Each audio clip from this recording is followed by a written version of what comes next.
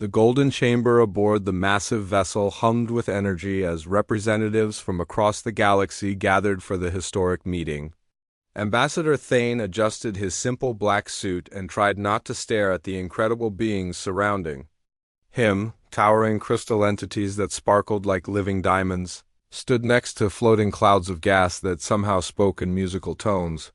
Six-legged creatures with wings that shimmered like oil on water clicked and buzzed to each other, while beings made of pure light drifted between the groups. This was humanity's first invitation to join the Galactic Council, and Thane felt the weight of his entire species resting on his shoulders. Earth had been sending peaceful exploration ships into space for decades, making careful contact with various alien civilizations. The humans had been patient, respectful, and eager to learn. They had followed every protocol, answered every question, and demonstrated their commitment to peace through countless small gestures. The ceremony began with ancient rituals that predated human civilization by millions of years. Each species presented their gifts to the Council, shared their history, and spoke of their contributions to galactic society. The crystalline Korathi offered technological marvels that could reshape planets. The gaseous nebulans shared energy, manipulation techniques that could power entire star systems. The insectoid hive minds demonstrated their ability to coordinate massive construction projects across multiple worlds. When Thane's turn came, he stepped forward with Earth's modest offering, a collection of human art, music, and literature translated into various alien languages. The gesture seemed small compared to the grand displays of power from other species, but Thane believed it represented something important about humanity's desire to connect and understand. Commander Voss of the Korathi Empire examined the human gifts with obvious disdain. The towering crystal being's faceted form caught the chamber's light and threw rainbow patterns across the walls as he moved. His voice resonated like breaking glass when he spoke, each word sharp and cutting. These creatures dare to call themselves worthy of council membership with such trivial offerings, Voss announced to the assembled delegates. They present us with mere entertainment while true civilizations offer real power and knowledge. The chamber fell silent. Other species shifted uncomfortably, unsure how to respond to such direct hostility during what was supposed to be a peaceful ceremony. Thane felt his heart rate increase, but he maintained his diplomatic composure. We believe that understanding between species begins with sharing who we are, Thane replied calmly. These works represent humanity's hopes, dreams, and values. They show our capacity for growth and our desire to contribute positively to galactic society. Voss's crystalline form seemed to grow brighter with anger. Growth? You hairless apes have barely learned to leave your own star system? Your ships are slow, your technology primitive, your military pathetic. You should be grateful we even consider allowing you to serve the greater species as laborers. The insult hung in the air like a physical presence. Thane could feel the eyes of every delegate in the chamber upon him. This was the moment that would define humanity's relationship with the galaxy for generations to come. Earth's leaders had prepared him for this possibility, but experiencing it firsthand was different from any simulation. With respect, Commander Voss, Thane said, his voice steady despite the adrenaline coursing through his system. Humanity seeks partnership, not servitude. We have much to learn from the galaxy's established civilizations, but we also have unique perspectives to offer. The crystal being's laugh sounded like wind chimes in a hurricane. Unique perspectives? You mean the perspective of insects looking up at giants? Your species has no concept of real power. You float through space in your slow ships, begging for scraps of knowledge from your betters. Voss began to move toward Thane, his massive crystalline form towering over the human ambassador. The other delegates watched in fascination, as if observing an interesting but ultimately predictable experiment.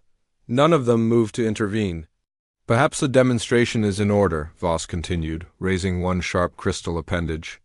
Let me show you what happens when inferior species forget their place. The strike came without warning. Voss's crystal arm swept down and caught Thane across the face, the sharp edge opening a cut along his cheek. Blood began to flow down the Ambassador's face as he staggered but remained standing. The chamber erupted in excited chatter. Some species seemed pleased by the display of dominance, while others appeared shocked by the sudden violence. The Eternals, ancient beings of pure energy, flickered with what might have been interest. Thane wiped the blood from his cheek with the back of his hand, his expression never changing. When he looked up at Commander Voss, there was something in his eyes that made the crystal being pause. "You just made a mistake," Thane said quietly. The words were spoken without anger, without fear, without any emotion at all. They carried the weight of absolute certainty, as if Thane was simply stating a fact about the weather or the time of day. Voss's crystalline form blazed with fury. "You dare threaten me? Your entire species couldn't challenge a single Korathi. Warrior, we have conquered hundreds of worlds, crushed dozens of civilizations, and built an empire that spans multiple star systems." "I'm not threatening you," Thane replied, still in that same calm tone. "I'm informing you of a fact. You have made a mistake." The crystal being's rage reached a crescendo. "Very well, human. Since you seem so confident, let me make you a promise. The Korathi Empire will demonstrate humanity's proper place in the galaxy. We will conquer your home system within one cycle. Your species will learn to serve or be destroyed."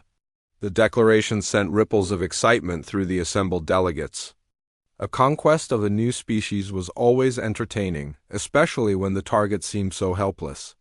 The humans had shown nothing but peaceful exploration vessels, small research stations, and diplomatic missions. Their technology appeared decades behind the galactic standard. Thane listened to the declaration with the same calm expression he had maintained throughout the encounter. When Voss finished speaking, the human ambassador reached into his jacket and pulled out a small communication device. "This is Ambassador Thane," he said into the device. "Priority Alpha message to Earth? Command, first contact protocols have failed. We are now at condition red." The device chirped once in acknowledgement, then went silent. Thane placed it back in his jacket and looked around the chamber at all the alien faces, watching him with mixtures of curiosity and anticipation. "The Galactic Council will witness what happens when someone picks a fight with humanity," Thane sighed. "I suggest you pay attention. This lesson will not be repeated." With that, the human ambassador turned and walked toward the chamber's exit. His footsteps echoed in the suddenly quiet space as beings who had lived for millennia wondered what they had just witnessed. Commander Voss's crystalline form pulsed with triumph. Let him run back to his primitive world. Soon they will all learn the price of defying the Korathi Empire. None of the aliens in the chamber understood what had just happened. They had seen what they expected to see, a weak species being put in its place by a stronger one. What they had actually witnessed was the awakening of something that had been sleeping in the darkness between stars. Waiting for exactly this moment, the message from Ambassador Thane would reach Earth in 3 hours. The response would arrive much sooner than anyone expected. Deep beneath the Swiss Alps, in a facility that officially did not exist, Admiral Stone received the message that would change everything. The gray-haired woman had been expecting this call for 20 years. Ever since humanity first detected alien signals in deep space. She read Ambassador Thane's report twice, then activated the emergency protocols that had been gathering dust in classified archives. Within minutes, the most powerful humans on Earth were gathering in the underground command center. Defense ministers, military commanders, and intelligence chiefs materialized on holographic displays as secure channels opened across the globe. The room filled with the quiet hum of advanced technology that the galaxy had never seen. "Ladies and gentlemen," Admiral Stone began, her voice carrying the authority of someone who had spent decades preparing for this moment, "we are now at war with the Korathi Empire. As of this moment, Operation Sleeping Giant is active." The assembled leaders showed no surprise. They had all known this day would come. Humanity had been preparing for galactic conflict since the first alien contact, building their defenses in secret while presenting a peaceful face to the universe. Dr. Ray, Earth's chief xenobiologist, stepped forward with her tablet displaying detailed analysis of every species humanity had encountered. The Korathi believe they understand us based on our exploration vessels and diplomatic missions. They have no idea what we're actually capable of. The truth was stunning in its simplicity. Every ship the aliens had seen, every piece of technology they had observed, every human facility they had visited had been carefully designed to appear primitive and harmless. The real human military had been developing in complete secrecy, using technologies that would shock even the most advanced galactic civilizations. "Show them the fleet," Admiral Stone ordered. The command center's main display activated, revealing images that would have terrified any alien observer. Massive ships that could fold spacetime around themselves, weapons that manipulated quantum fields, and defensive systems that could bend reality itself. The human fleet was not just advanced, it was revolutionary. General Park, commander of the Seoul Defense Force, explained the deception with pride. "We built two completely separate technological trees. One for exploration and diplomacy, designed to look primitive and non-threatening. The other for war, designed to be absolutely devastating." The strategy had been born from humanity's unique evolutionary history. Unlike other species that had evolved as either predators or prey, humans had been both. They understood that the most dangerous hunter was the one that appeared harmless until the moment of attack. Captain Mills, commander of the stealth fleet, reported from his hidden position in the outer system. "Korathi advanced forces are entering the asteroid belt. They're scanning for defense platforms and finding nothing. Just as we planned." The alien commander leading the invasion force was broadcasting his confidence to the galaxy. The humans had shown no military response to the diplomatic incident, no mobilization of forces, no defensive preparations. The Korathi fleet was expecting to find a few scattered research stations and maybe some primitive missile platforms. Instead, they found empty space. Commander Voss himself led the advanced squadron, his crystalline form gleaming with anticipation from the bridge of his flagship. The Korathi had conquered dozens of worlds, and each victory had followed the same pattern.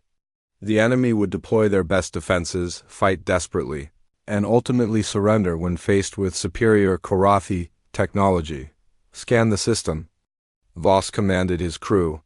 "Find their pathetic defensive installations so we can destroy them quickly."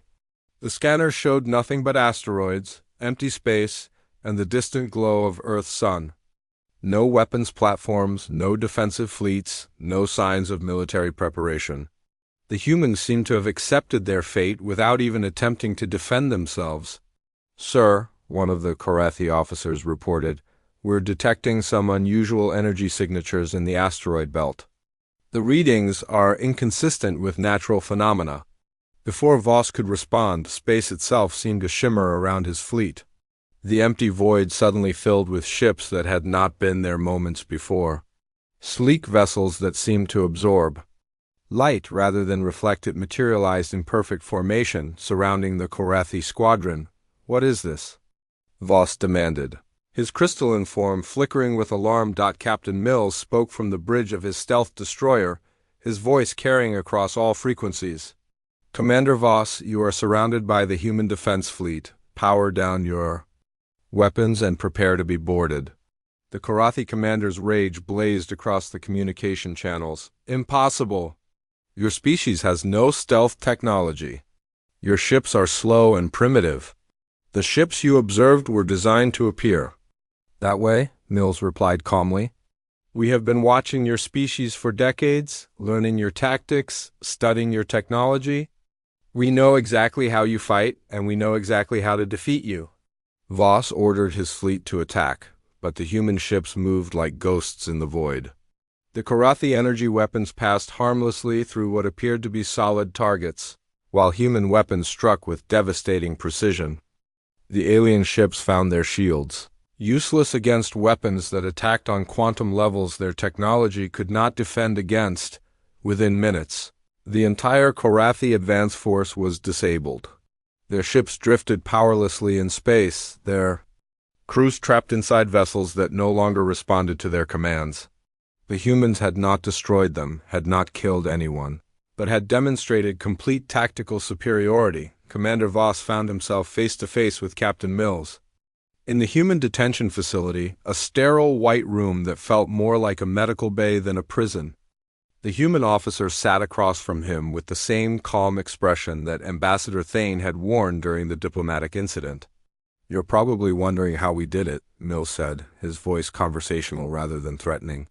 "The answer is simple. We think differently than you do." The crystal being's form pulsed with frustrated energy. "Your ships, your weapons, they should not exist. Our intelligence showed no advanced military capabilities. That's because we didn't want you to see them," Mills explained. "Every species in the galaxy develops technology the same way. They build bigger guns, stronger shields, faster ships. They think in terms of overwhelming force and superior firepower." Mills stood and walked to the room's window, which showed the vast human fleet maintaining perfect formation in space. Humans evolved as persistence hunters. We don't overpower our prey, we outthink it. We don't win through superior strength, we win through superior strategy, the Korathi commander struggled to understand. "But your exploration ships, your research stations, they were genuinely primitive. We analyzed them ourselves." "Of course. They were," Mills smiled. "We needed you to believe we were weak.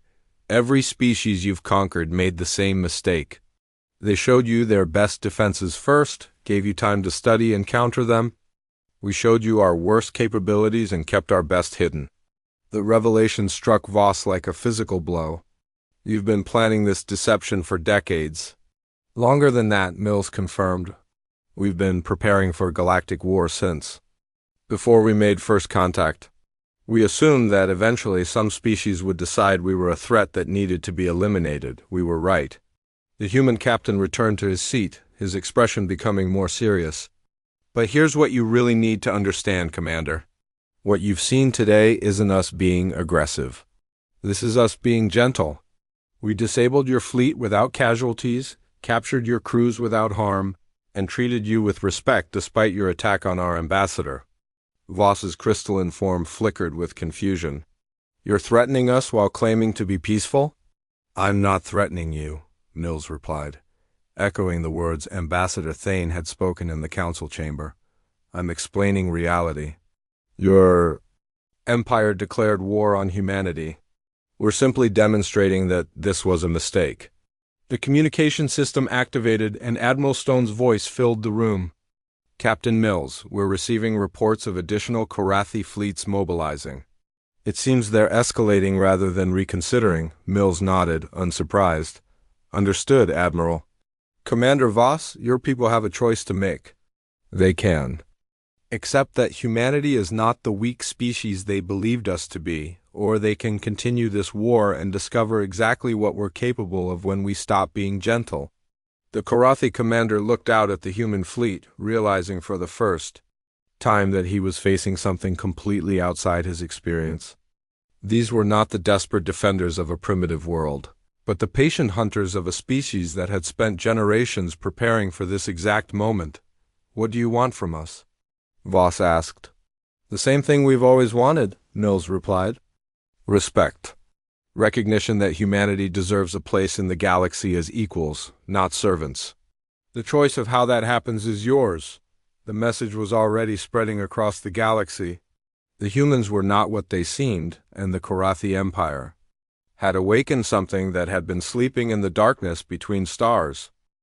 The emergency session of the Galactic Council convened in chaos as news of the Korathi defeat spread across the galaxy. Species that had lived for millennia struggled to understand what they had witnessed. The humans had not just defeated the Korathi advance force, they had made it look effortless. Chancellor Nexus of the Council demanded an immediate explanation from Admiral Stone, who appeared via hologram with the same calm expression that seemed to define human leadership. The ancient being's energy form flickered with agitation as he spoke. "The Korathi Empire has filed formal complaints alleging unprovoked human aggression," Nexus announced to the assembled delegates. "They demand the immediate release of their captured personnel and ships." Admiral Stone's response was broadcast across every major civilization in the galaxy. Her words were simple, direct, and carried the weight of absolute conviction. The Korathi Empire declared war on humanity and launched an unprovoked attack on our home system, she stated. We defended ourselves. We did not start this conflict, but we will finish it on our terms. The declaration sent shockwaves through the galactic community. No species had ever spoken to the Council with such direct defiance. The established order had always been maintained through negotiation, compromise, and respect for superior civilizations. Commander Voss, still in human custody, watched the broadcast with growing horror. He had expected his empire to respond with overwhelming force, to demonstrate human weakness through swift victory. Instead, he saw confusion and fear in the council chambers. What followed defied every alien understanding of warfare. The humans did not mass their fleets for grand battles or launch direct assaults on Korathi worlds. Instead, they began to demonstrate why they were the most dangerous species in the galaxy. The first sign came when Korathi supply convoys began disappearing. Entire fleets would enter hyperspace and simply vanish, leaving no trace of their passage. The Empire's military commanders assumed equipment failures or navigational errors, but the pattern was too consistent to be coincidence. Dr. Ray coordinated the psychological warfare campaign from her laboratory on Earth, working with Agent Cross to develop specific countermeasures for each alien species. They had studied galactic civilizations for decades, learning their weaknesses and blind spots. The Korathi think in terms of direct confrontation, Ray explained to the human command staff. They've never faced an enemy that attacks infrastructure instead of armies. We're dismantling their ability to wage war without engaging their military directly. The strategy was working perfectly. Korathi colonies found their communication networks failing at critical moments. Automated defense systems turned against their own operators. Transport ships developed mysterious mechanical failures that stranded them in empty space. The Nebulans, existing as pure energy beings, believed themselves immune to human tactics. They had allied with the Korathi after seeing the humans' apparent aggression.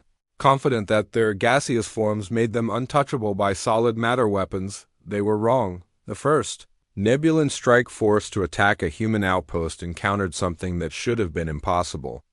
The humans had developed weapons that targeted quantum consciousness itself, disrupting the energy patterns that allowed Nebulan minds to exist.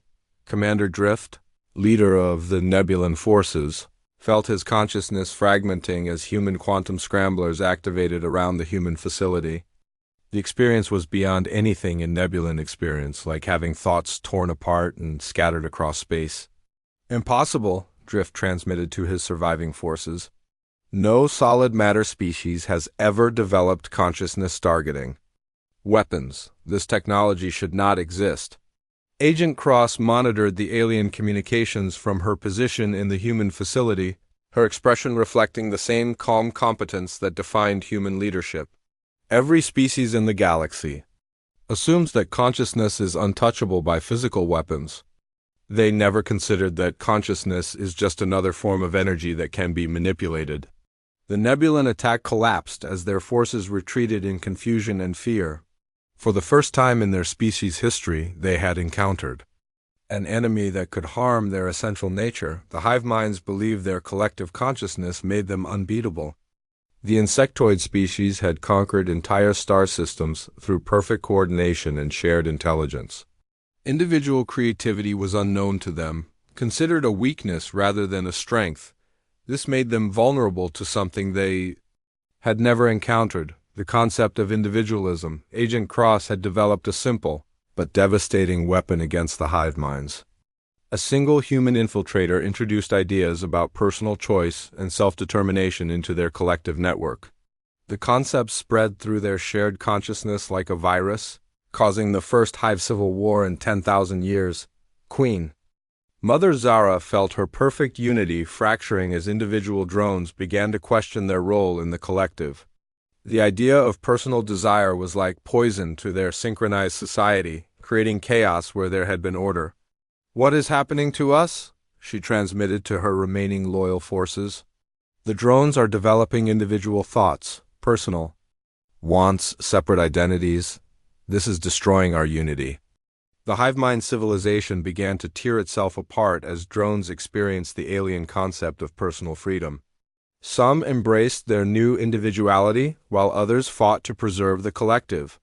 The war that followed was more devastating than any external attack could have been. Dr. Ray watched the results from her laboratory, taking no pleasure in the destruction but understanding its necessity. "We're not trying to destroy these species," she explained to her staff. "We're showing them that their assumptions about warfare are wrong.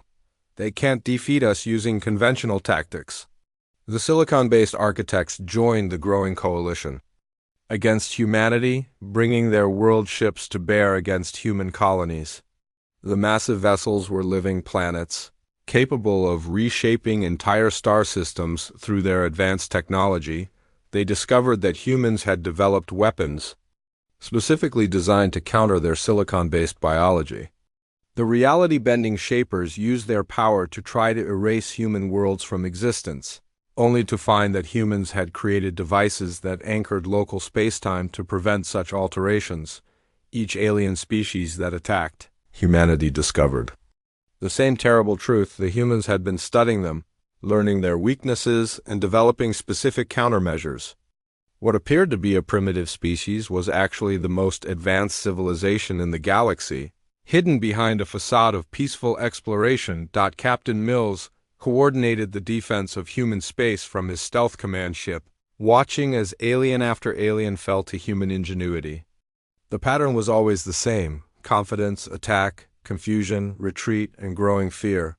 "Sir," his communications officer reported, "we're receiving intelligence that the aliens are forming a grand alliance. Every major species is contributing forces for a final assault on Earth."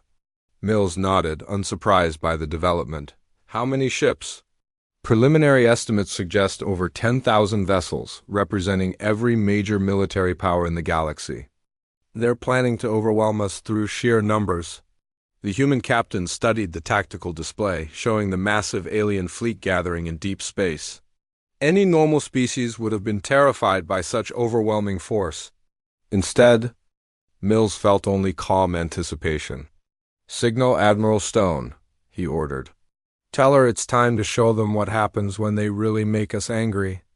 The message was transmitted across human space, reaching every hidden facility, every secret weapon, every classified project that had been developed in preparation for this moment.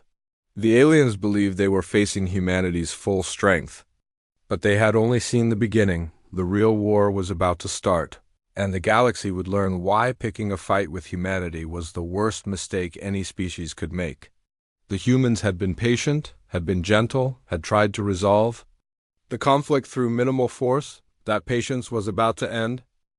The greatest armada in galactic history assembled in the darkness between stars, a collection of ships that represented every major civilization in the known universe. 10,000 vessels from hundreds of species, all united by a single purpose: the complete destruction of humanity. Admiral Corax of the Eternal Fleet assumed command of the massive force, his ancient energy form flickering with anticipation. The Eternals had remained neutral in galactic conflicts for millions of years, but the human threat had forced them to act. No single species could be allowed to upset the cosmic balance. "Begin the final approach to the Sol system," Corax commanded, his voice carrying across the communication channels linking every ship in the armada. "Today we end the human menace once and for all." The fleet moved through hyperspace with the confidence of inevitable victory. They had witnessed human tactical superiority against individual species, but no force in the galaxy could stand against this combined might. The humans would be crushed through sheer overwhelming power. "Commander." Voss watched the preparations from his detention facility, his crystalline form pulsing with satisfaction. The humans had been clever, had surprised the galaxy with their hidden capabilities, but cleverness could not overcome the mathematical certainty of 10,000 ships against one star system. "You fought well," he told Captain Mills during their daily conversation, "but this ends now. No species, no matter how advanced, can defeat the entire galaxy." Mills listened with the same calm expression he had maintained throughout the conflict. You still don't understand what you're facing, do you? You think this is about technology, about superior weapons, about advanced tactics? What else could it be? Voss demanded. War is about power, about force, about the ability to destroy your enemies. That's how your species thinks, Mills replied. It's how every species in the galaxy thinks, but humans are different. We don't fight to destroy our enemies. We fight to survive, and there's nothing more dangerous than a species that refuses to give up. The massive alien fleet dropped out of hyperspace at the edge of the Sol system, expecting to find desperate human defenses and frantic military preparations. Instead, they found apparent emptiness.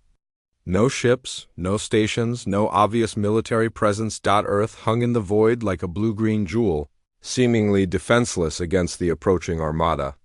The human homeworld showed no signs of panic or fear, no massive evacuations or defensive preparations. Cities continued their normal routines as if unaware of the approaching doom. This is some kind of trick, Admiral Corax transmitted to his fleet commanders. The humans are hiding their forces, waiting to spring another ambush. Long range scanners swept the system, searching for hidden ships or concealed weapons platforms. They found nothing but the normal traffic of a peaceful civilization: cargo vessels, passenger transports, and research stations going about their daily business. Sir, the Korathi scan officer reported, we're detecting no military vessels, no defensive installations, no signs of organized resistance. The system appears to be completely undefended. The alien commanders exchanged confused communications. Every species in the galaxy had observed human tactical brilliance, had seen their ability to spring devastating surprises on overconfident enemies. This apparent defenselessness felt like the prelude to another trap. Admiral Stone stood in the command center deep beneath the Swiss Alps, watching the alien fleet approach through sensors that the invaders could not detect. Her expression remained calm as she observed the greatest military force in galactic history preparing to attack her homeworld. Ma'am, General Park reported, all system defenses are in position. The enemy fleet is maintaining standard attack formation, apparently unaware of our preparations. Stone nodded, her finger hovering over the activation control that would reveal humanity's final secret. Signal all stations. Prepare to demonstrate why you never attack a species' homeworld. The alien armada began their attack run. 10,000 ships moving in perfect coordination toward Earth, their weapons powered up, their shields activated, their crews prepared for the final battle that would determine the fate of the galaxy. They were halfway to Earth when the system itself began to fight back. The first sign was a subtle change in the solar wind, a shift in the electromagnetic patterns that bathed the system in radiation. The aliens' instruments registered the anomaly but dismissed it as natural stellar variation.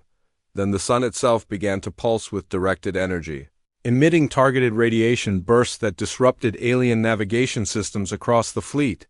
Ships that had maintained perfect formation for light years suddenly found themselves drifting off course, their computers scrambled by solar emissions that defied every law of astrophysics. What's happening? Admiral Corax demanded as his flagships' systems began to fail. Stars don't behave this way. The answer came from Captain Mills, his voice broadcasting across every communication channel in the system. Admiral, you're about to learn what happens when you attack a species that's had centuries to prepare for this moment. The asteroid belt suddenly came alive with kinetic energy as millions of rocks began to accelerate toward the alien fleet. Each asteroid had been fitted with guidance systems and engines, turning the entire belt into a massive weapon system. The aliens found themselves facing a hurricane of guided projectiles, each one capable of destroying a capital ship. Impossible! Corax transmitted as his fleet began to take devastating hits. You cannot weaponize an entire star system. Watch us. Mills replied from his hidden command ship. The gas giants revealed their own modifications as their atmospheres began to discharge exotic matter weapons. Jupiter's great red spot split apart, revealing the massive particle accelerator that had been hidden within the storm.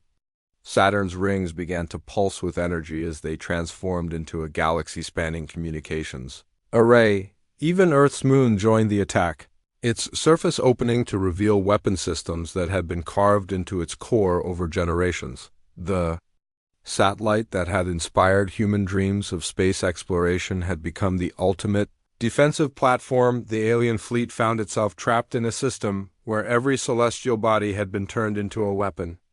They were not fighting a military force, but an entire star system that had been converted into the most advanced defensive network in the galaxy. Admiral Korax watched in horror as his invincible armada was systematically dismantled by weapons that shouldn't exist. You've turned your entire home system into a fortress. This is beyond anything we imagined possible. This is us being gentle, Mills responded, his voice carrying the weight of absolute certainty. We could have destroyed your fleet the moment you entered our space. Instead, we're simply demonstrating that attacking humanity was a mistake. The Korathi ships discovered their crystal armor conducted human energy weapons perfectly, making their defenses useless. The Nebulans found their energy forms disrupted by quantum scramblers hidden throughout the system. The hive mind's collective consciousness was shattered by individualistic mimetic warfare. Broadcast from every human facility, each species that had joined the Grand Alliance faced countermeasures specifically designed for their unique biology and psychology. The humans had not just prepared for war. They had prepared for war against every species simultaneously. Dr. Ray coordinated the defensive systems from her laboratory, her screens showing the systematic defeat of each alien attack. Every species in the galaxy thinks the same way, she explained to her staff. They believe that superior firepower equals victory. They never considered that the most dangerous enemy is the one that turns the battlefield itself into a weapon. The alien armada began to retreat, their commanders realizing they faced an enemy that had evolved beyond their understanding. Ships that had seemed invincible hours earlier now limped away from the Sol system, their crews traumatized by the encounter with human ingenuity. Commander Voss watched the retreat through his detention facility's window, his crystalline form dimming with shock. You didn't just defeat us, he whispered. You made us irrelevant?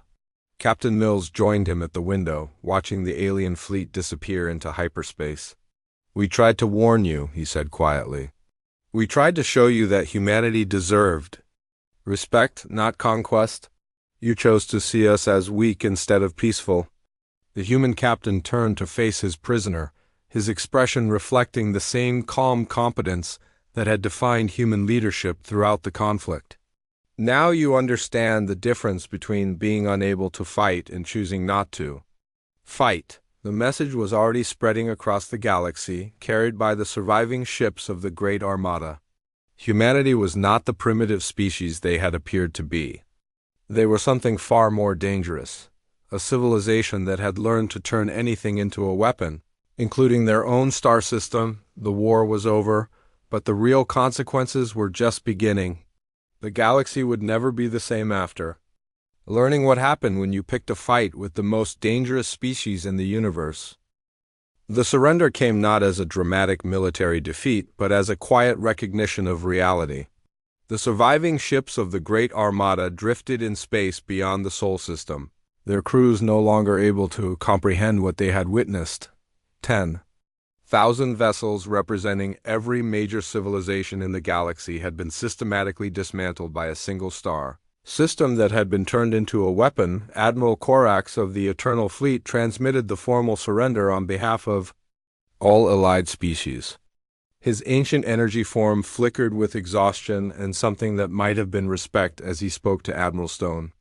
We acknowledge the tactical and strategic superiority of human forces, Korax announced across all communication channels. We formally request terms of surrender and an end to hostilities. The response came from the new human space station that had materialized in orbit around Earth's moon. The massive facility had been constructed in secret over decades, designed to serve as humanity's seat of power in the post-war galaxy. Admiral Stone presided over the surrender ceremony, her presence broadcast to every surviving alien ship.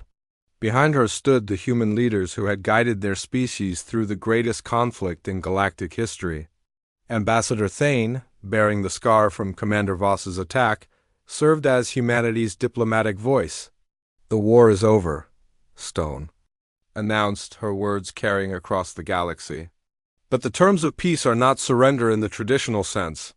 Humanity does not seek to conquer or dominate.